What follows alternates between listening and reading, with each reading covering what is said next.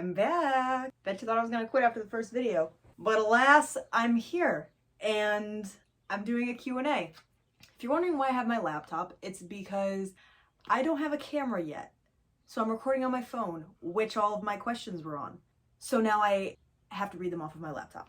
Also, my dog Charlie is here. He will be joining me in the video. Say hi, Charles. He's probably just gonna nap the whole video, which is fine, as long as he doesn't start barking. So yeah, today I am doing a Q&A. Basically, what this Q&A consists of is just questions to get to know me. It's a combination of questions that people asked me. I posted a Q&A sticker on my Instagram story. People asked me questions on there, and I also added in some of my own questions that I found on Google that I thought would be helpful to know. With that being said, let's get started. Also, side note, some of the Instagram story questions I had repeat questions, so I wanted to address those in separate videos so I could go more in depth. Some of those topics were my workout routine, my fitness and health journey, my confidence, how to be more confident, mindset changes, college, why I decided to go to the school I go to, things like that. I'm planning on making separate videos for those. Yeah, without further ado, let's get started with the Q&A. First off, my name, Skylar Corinne Barron. That is my full name. What school do I go to? I go to Bentley University in Waltham, Massachusetts. What am I studying in college and why? I am double majoring. I am majoring in information design and corporate communications, IDCC for short. And then I also have a liberal studies major in American history. Why? I decided to do this. Okay, this is kind of a long story, so I'll try to keep it short. I went to a business school, freaked out when I had to take a mandatory finance and account. I hated it. That was the worst experience of my life. So then I started having kind of a quarter life crisis, if you will, and needed some sense of liberal arts because I love reading and writing and history and all of that. The only business major other than marketing that interested me was information design and corporate communications, which is why I picked that. With that, I kind of went the public relations route, writing, communications, creativity, designing things, so I did that. As for history, I have loved history my entire life. In high school, I won a history award, a political science award, so that's just kind of been something I've always gravitated towards. History professors and history teachers are always my favorite. I don't know why. I always love their personalities. I always love their stories, what they have to share. So that was my saving grace at a business school, my American history major. So that's that. Do I have any siblings? Yes. I have one younger brother, Justin Barron. Yeah, that's it. Just Justin and I. I'll explain a little bit about Justin. Also, this is supposed to be a Q&A. I'm realizing this is me explaining every question and answer, but it is what it is. This is how you get to know me, I guess. Me rambling. So, yes. Justin is my younger brother. He plays football at Syracuse University. He and I are super close. He is my best friend, really. We have a great relationship. He is home right now for a very short period of time before he has to go back all summer and train for football. I actually might have him make a video with me just because I think that would be a lot of fun. Related to that question, how does it feel to be the sister of Justin Barron? I wonder who asked that question. How does it feel? Like hard work. It feels like a lot of hard work. I'm kidding, but I love being Justin's sister. I'm born first, so really he's my brother. He's the brother of Skylar Barron, so let's get that sorted. I am very proud of him. He is so successful. He will be so successful. Very talented, very athletic, passionate, caring. I'm proud to be his sister. That's enough of him. What are my hobbies? My hobbies, I love reading. I love writing. I don't know if this is a hobby, but I love listening to music and dancing in front of my mirror. I like going on walks. Yeah, those were how did I know this was gonna happen? Why did I decide to do YouTube? So this is also kind of a long story. Like I said in my first video, wanted to do YouTube since I was a child. I never got myself to do it, and I just was so afraid and nervous. I could not do it. And then I was sitting in bed. I had to clear out a bunch of space on my laptop, so I needed to delete a bunch of things off of my computer. While I was doing that, I came across a note that I wrote 6 or 7 years ago to my future self, and I completely forgot about that note. In that note, I was writing about how I'm probably so proud of the person that I've become and how much I've grown, and that I'm sure I'm finally killing it on YouTube, and I am so proud of my channel. And that'll do something to you. That shattered my heart into probably a million pieces, because I read that and just completely felt like I let myself down. I had a little bit of a breakdown. I was sobbing, dealt with a lot of emotions surrounding that. I had to have a little talk with myself and realize that it's never too late. That's the dangerous cycle I got trapped in. I kept thinking, well, I should have already done it. I should have already started a YouTube channel. It's too late. Nothing will ever come. Charlie, I'm trying to have a sentimental conversation here and you're licking your asshole. Can you just... Oh my God. Anyhow, yeah, I cried a lot, gave myself a little pep talk, hyped myself up, got on track, started YouTube. Here I am. And so now I'm just doing it, doing the damn thing. My cartoon character crush, Danny Phantom. Danny Phantom was the first cartoon character that really did it for me. He's beautiful. What are my pet peeves? This is a dangerous question because I have a lot of pet peeves. One of my biggest pet peeves is when people act stupid or dumb, especially when they're not, and especially when it's for attention. I hate when people do that. That is infuriating to me, and it really makes my blood boil. Another thing, people who don't hold the door open for other people when they're right behind them. What are you doing? And then people who don't say thank you when the door is held open for them. What are you doing again? Both very rude. Lastly, when people are rude to service workers. I cannot stand when people are disrespectful or rude to people working in retail or restaurants or fast food or wherever it may be. When people are disrespectful to workers who are doing their job and helping you, I just think that's so disrespectful and I hate that. That's my last pet peeve. What is my love language? My love language is words of affirmation. I don't know what that says about me or what that means, but words of affirmation. My trusty love language. Am I introverted or extroverted? I am extroverted. And one thing I want to touch upon with this, which I think is very interesting, and I learned this in one of my classes I took sophomore year. I think it was called organizational behavior. A lot of people think introverted versus extroverted is if you're quiet and shy, you're introverted, and if you're loud and outgoing, you're extroverted. But really, that's not all it is. It's actually how you like to recharge. If you're tired, in a bad mood, had a lot of work, you're not in your best place, you're not in a great mood. How do you like to recharge? Do you like to go out and be social and be with your friends and that will make you feel better? Or do you like to stay home, chill, watch a movie, be more by yourself? And you're introverted, which I thought was interesting because I did not know that. I was one of the people who thought it was just loud versus quiet. What is my favorite animal? A giraffe. I love giraffes. Why? I don't know. I think they're cute and I like that they feel like a little geeky animal. An animal that's kind of awkward and I don't know. I like them a lot. And also, Gerald. He stays on my bed. No, I'm not ashamed that I have a stuffed animal. He's not even a stuffed animal, he's a pillow. But I do have this, which is a stuffed animal. Yeah.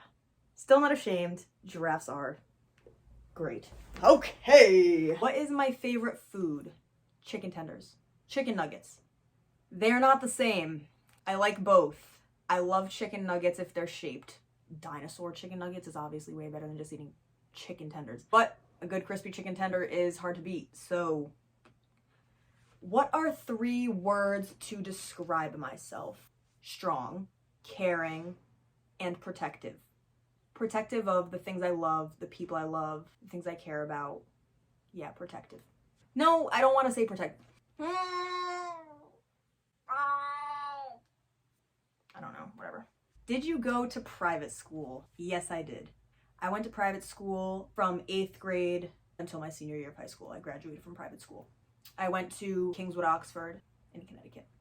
What is your dream job? When I think of a dream job, I don't have one specific thing in mind. I know my dream job is something that I want to be happy doing. I want to wake up every morning and be excited, happy. It doesn't feel like work. And I know everyone says that. That's find your passion, find a job that doesn't feel like work.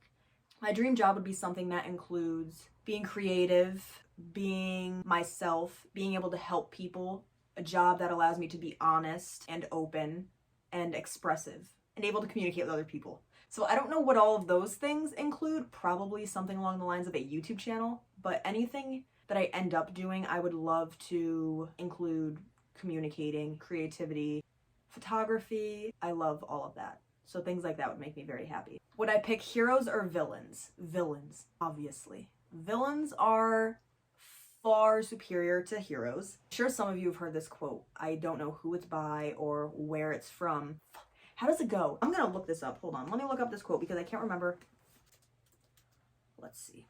Here it is. And this quote is kind of why I love villains. It goes, "A hero would sacrifice the girl to save the world, but the villain would sacrifice the world to save the girl." I mean, come on. Who doesn't want that? Burn the world down to save the girl? That kind of love seems nice, doesn't it? Where have I traveled to? I have traveled to one country, Paraguay. I did that twice for a service trip with my high school. I went once my sophomore year and once my senior year. That was great. I loved it. I want to travel so badly. I was going to study abroad and that got canceled because of COVID. That was a brutal loss for me to get over, to say the least. Eventually, I would love to travel all around the world. Have I ever peed in a pool? I mean, what kind of question is that? Who hasn't peed in a pool? Yes, I've peed in a pool. If you haven't peed in a pool, I mean, what? Good for you. If you haven't peed in a pool, you're definitely in the minority. Are you more like your mom or your dad? I am much more like my mother. I have my mother's attitude. I know that. That tends to be a bit of a problem sometimes. So yeah, my mom. Who do I look more like, my mom or my dad? My dad. People say I look like my mom, but I don't think I look like my mother. I think they just say that because we sound alike. We have the same laugh, which that's rough for the both of us. But I definitely resemble my father more. Pictures from my father when he's young look just like how I look. Obviously, I'm a more feminine version. I'm not the spitting image of my father. Do you set one alarm or multiple alarms? I set one alarm. One singular alarm. And I'm up before the second ring even goes off on my alarm. My alarm goes off, I'm up. I don't even lay in bed. I can just get up. I don't know how that happens or why that happens, but I do not set multiple alarms. And people who have hundreds of alarms just in their phone, it causes me a lot of anxiety. Hate that. One alarm for me. And I delete it every time. Delete it and then reset it. So I just only ever have one alarm in my phone. Do you prefer breakfast or dinner? Dinner. But I like dinner food for breakfast. Pizza for breakfast, pasta for breakfast, a hamburger for breakfast. I don't know if that's weird, but I do enjoy that. What is my dream car? Oh, okay, I have two dream cars. My first dream car is a blacked out Rolls Royce. That car just, oh my God. That car, you pull up in that car, when you step out of that car, you are just radiating, I am a boss ass bitch. This car oozes sex appeal. I am that bitch. Imagine that. You're in a all black outfit, some cute heels on, you step out of that car, bad bitch. I mean, come on. My other dream car, a vintage Ford Bronco. I want it redone, a nice stereo. That car is just beautiful. And I would love it in a baby blue, maybe an olive green, but baby blue would be my first choice. And I just think that car would be perfect. Imagine driving in a vintage Bronco, right? Summer, windows down, radio all the way up, no top, no doors. I mean, there's obviously a door, but like it's like a Jeep, basically, but better. Imagine that. That would just be happiness. You're going to get ice cream in your Ford Bronco, listening to great summer EDM music. Who wouldn't want that car if that's the scenario you're driving in? Which that's the scenario I would envision myself driving in. What is the best compliment I've ever received? Well, there's two types of compliments. One is a very surface level compliment that I love, and that's you smell good. Being told you smell good, I think, is a great compliment because I love people who smell good. I like to smell good. I don't want to smell bad. I know that for sure. And then another type of compliment is more of a personality compliment, I guess, a human compliment, and that's you're glowing. And the reason that I love this compliment is because when someone says you're glowing, I don't think they're referring to your makeup looks really dewy and your skin looks great. When someone says you're glowing, I think that means you yourself as a person are glowing from the inside. When someone says you're glowing, that compliment is coming from something within you. You have an energy or an aura or something about you that is radiating positivity, light, love. So that's why I think the compliment you're glowing is a top tier compliment. What is the strangest thing I believed as a kid? Am I slouching? What the fuck? There are two things. One I think is very common for children to believe. The other, not so sure it's so common. The first is that the moon was following me everywhere. In the car, following me. The moon loved me. I think most children thought that. Number two is that I genuinely, wholeheartedly believed there were these tiny little men who lived in the streetlights and changed the lights from red to yellow to green and over again. And they just lived in there. They were posted up in the streetlights. They had their own little cities in there and they were just living life. And that was their job. What is my biggest fear? My biggest fear is losing the people that I love. I am so scared of the people that I love dying and then me being alone. I would much rather die first. I used to be terrified of death. I'm not as much anymore. Now I'm terrified of other people dying. Fear of loss to me is horrifying. If I think about it for long enough, I'll just start crying. What is my zodiac sign? A Pisces. Excuse you. For some reason, especially on TikTok, I see a lot of Pisces slander. I don't know what we've done to deserve that. I guess here we are. People hate Pisces for some reason. I love Pisces. If you know anything about astrology and zodiac signs and you're actually into that, then you'll understand what I'm about to say. If you don't care about that and you're just like, oh my God, that's not real, please shut up, then just skip over this next part, I guess. My rising sign is a Leo, which makes a lot more sense to me. The rising sign is supposed to be what you present as, the mask that people see you as. I think I'm much more of a Leo than a Pisces, so that makes more sense to me. What is my favorite feature about myself? Physical and non-physical. My favorite physical feature about myself, my eyes, I think. I like my eyes. My favorite non-physical feature about myself, my heart, my kindness, how I care for people. That's all kind of one and the same, I guess, but it all stems from my heart. What is my favorite job that I've ever worked? I have two jobs that I really enjoyed. The first job was with a florist. I loved that just because I love flowers. I think flowers are beautiful. I think they smell great. They look pretty. I also love love. I am a hopeless romantic. Anyone who knows me will know that I'm a hopeless romantic. I am a fiend for love stories. When I just want a good happy cry, I'll just go watch wedding vow videos on YouTube. And so with the florist, we would always set up for weddings. And that just, that warms my heart. People in love, people falling in love, people wanting to spend the rest of their lives with each other, that is, I mean, what's better than that? The second job, which I currently do, really enjoy, is I'm a beverage cart girl at a country club. And I love that because I'm outside all day. I only work when it's nice weather out, get good tips. Very easy job. I drive around on a golf cart serving alcohol and snacks to men who are golfing. It's really simple. Can't complain, honestly. Great job. Would I choose bread or pasta? Bread. 1000% bread. I do not even have to think about this question. I could not eat pasta every day. I don't really like pasta that much, but bread, I love bread. I could eat bread all the time. When I was younger, you know how when people have midnight snacks, they'll sneak downstairs, have an Oreo, a cookie, ice cream. I used to go downstairs and eat, potato rolls, but hot dog rolls. Potato hot dog rolls. I would go downstairs and eat hot dog rolls.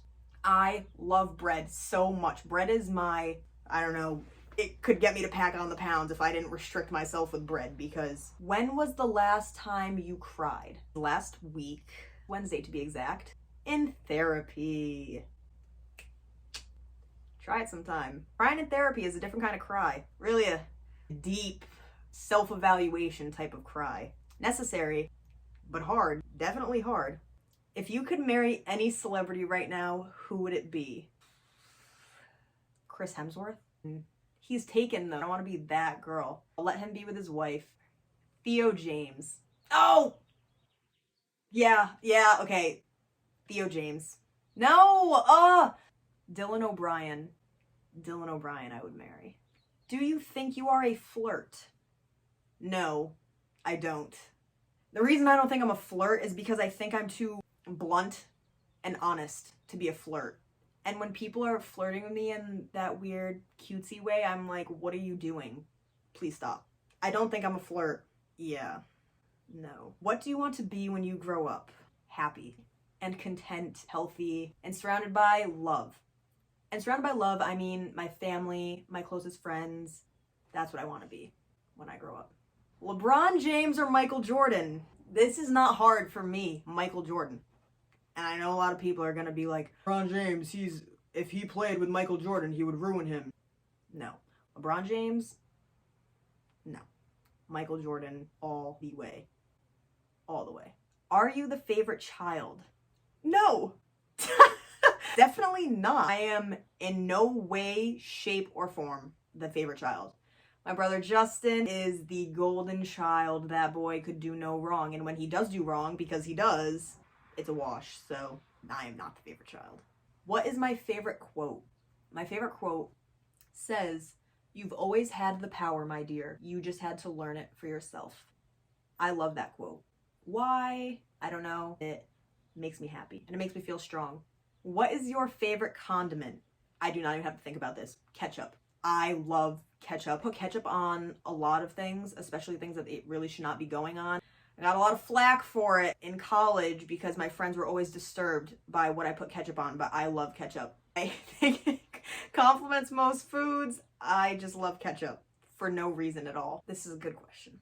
How did you get over your worst heartbreak, and what was your worst heartbreak? I think there are a lot of different heartbreaks that people experience. There's the obvious love, breakup heartbreak, but I think there's heartbreaks that are much worse than that. There's friendship heartbreaks, there's family heartbreaks, life heartbreaks. My worst heartbreak was a life heartbreak, a family heartbreak. How did I get over that? I don't think you really do ever get over heartbreaks, but I think that's kind of the beautiful thing about heartbreaks. You know, I think the human body, the heart, the mind is so strong. And I think heartbreaks are kind of a part of us that we have to go through to experience who we are, what we want, what we don't want, how we want to live, how we want to think, how we want to handle things. I'm still in the process of getting over heartbreaks. I think the only thing that really helps is time. And that's such a cliche, I know, but time does heal all wounds. And I think stop thinking. When you're going through a heartbreak, I think the most important thing is to stop thinking. You need to stop thinking about the what ifs, what I could have done, what could have happened, if only I had done this, if only I hadn't done this. I think that is so dangerous to do to yourself. I think it's not productive. The only way to really get over that, refocus your attention only on things you can control. Because all of that, fantasizing, thinking back, wondering, that will devastate you. You cannot change the past. The only thing you have control over is right now. That's what directly affects the future. So the best way to get over a heartbreak is focus on yourself. Become the best version of yourself. Do things that make you happy, things you're passionate about, things that make your heart happy. And that will help you get over a heartbreak exponentially faster. Also, the last thing I have to say about this is, what the fuck was I gonna say? Oh, the last thing I was gonna say is, in order to get over a heartbreak, I think you actually need to deal with it. I think you need to feel the real pain, sadness, all of the emotions that you have surrounding the heartbreak, and deal with them. That's how you will actually get over it. If you just move on to a rebound, or distract yourself, or pretend that those feelings don't exist, I think you're going to have a lot of trouble. You might think that you're over it, and then however long down the road it's gonna hit you, and you're gonna realize that there's a lot of unresolved issues with that heartbreak. Deal with it. Go through it. The only way through it is through it. Deal with your emotions. Deal with your shit. You don't want baggage down the road. Have you ever had any near-death experiences? Yes! Yes, I have. Last year was almost Skylar no more. Rest in peace, Skylar. I saw the light. I was at a sushi restaurant on Christmas Eve with my father and brother. We were just chilling, having a good time, eating some sushi. I took a bite out of my sweet potato roll, as one does when they're eating sushi, and swallowed it, as one does when eating. I swallow it, and I'm like, okay, well, this is weird. It didn't really go down, so let me swallow again. So I swallowed again, and then all of a sudden I'm realizing I'm swallowing and swallowing and swallowing, and the food's not moving. So I have this moment of, in my head, I'm processing it, and my throat, there must have been a reflex or something hit when you're choking. I don't know. I've never really choked for real before. And my throat was just gulp, gulp, gulp, gulp. I could not stop swallowing. And so I realized, oh, well, fuck me. I'm choking. I'm choking. So very calmly, my dad's sitting next to me and my brother's sitting across from me. And so I turn to my dad and I tap him on the shoulder really slowly. I go, and just point at my throat. And he immediately realizes I'm choking. And I was very quiet about the whole thing. I mean, what the fuck am I gonna do? If I die, I die. There's nothing I can do. I'm choking right now, and if I keep choking, it's a wrap. You know? I'm not freaking out that much. I'm just like, better to let someone know I'm choking out here. My dad pushes the chair out of the way, gets up, causes a whole scene. He's giving me the Heimlich in the middle of a sushi restaurant. He gives me the Heimlich. Some of the food comes up onto the table. And so he stops giving me the Heimlich, like, because I was still choking. That shit was lodged in there. There was a sushi roll in my throat. I vividly remember, I look across at my brother as this is happening. He's just sitting there like, I've never seen so much terror in someone's eyes. He's definitely scarred from this experience. My dad keeps giving me the Heimlich. I eventually, the sushi roll onto the table. All is well. I'm fine. I survived. The waiters and waitresses come over. They give me hot water and tea to try to soothe my throat. Everyone in the restaurant's kind of on edge because a bitch just almost died in there. What a Christmas Eve that would have been. I was fine. I proceeded to eat my sushi rolls, ate them all, didn't choke. That was terrifying. But my brother definitely had the worst experience from that. The whole time he was on edge watching me eat, and he was like, you better chew that all the way. Make sure that you chew that before you swallow. It's like, you almost ruined Christmas. Yeah. Skylar almost was no more. Still kicking. I just recorded like 15 minutes of this video and I wasn't recording. Nice. What is your favorite college memory? My favorite college memory... Okay, Charles. Don't mind him. It's not one thing that I have and I'm like, this is it. This is my favorite college memory. But my favorite types of memories and the ones that I know I will look back on and think about and miss are just the times when I'm up really late having random conversations with my closest friends and going to Harry's Pub, getting food, and staying up late talking and just enjoying each other's company. I think those are the best moments. That feeling that you have, that happiness and contentment with where you are during those times, I think are the things that I will look back on and miss. What were you like as a kid growing up?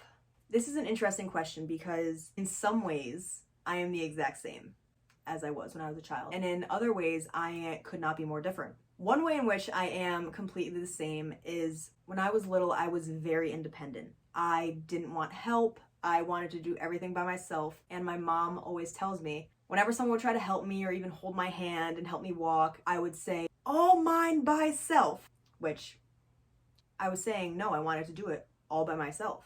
And that hasn't changed. I still am very independent and I don't enjoy asking for help, which is a work in progress because help is necessary sometimes. One thing that has changed is when I was little, I was kind of shy and quiet and I was a people pleaser. I always wanted to make sure everyone was okay. I didn't want to speak up or cause problems and I was always just going along with whatever was happening, I guess.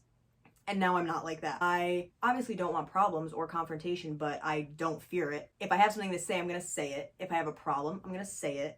I'm not afraid to speak up. I'm not shy. I will defend myself. I will say what's on my mind. And yeah, that's kind of the name of the game with me. So take it or leave it. If you don't like me, that's fine. That's a you problem. Where do you hope to be in 10 years? So if I'm fantasizing, 2031, I'm 31 years old. This is what I picture.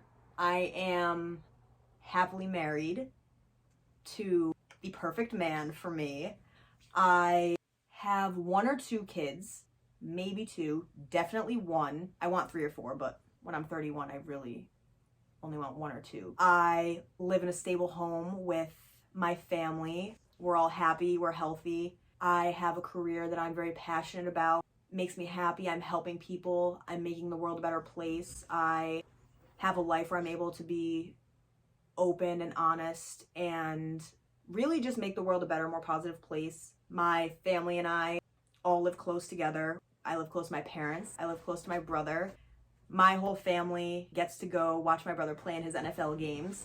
I'm very successful. I do not have to worry about finances. I don't have to stress about any of that. I am able to travel. I'm able to spend time with my family, especially my kids. I'm able to be there for them.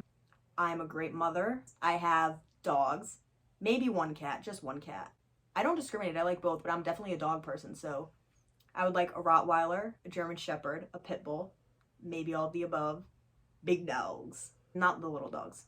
If I were to get a little dog, it'd be like a wiener dog or a French bulldog. Maybe 1 huge dog and then 1 little wiener dog, just because it's funny. So that's where I'm at, 2031. Let's see how it pans out. What is the biggest lesson college has taught me pre and post COVID?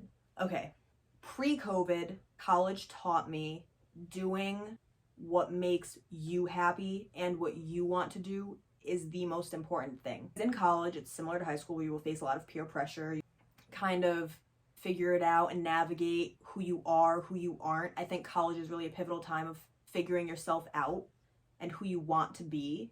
I'm not saying you're going to stay your college self forever, but I'm saying college is a very formative time in your life where you're going to kind of see who you are.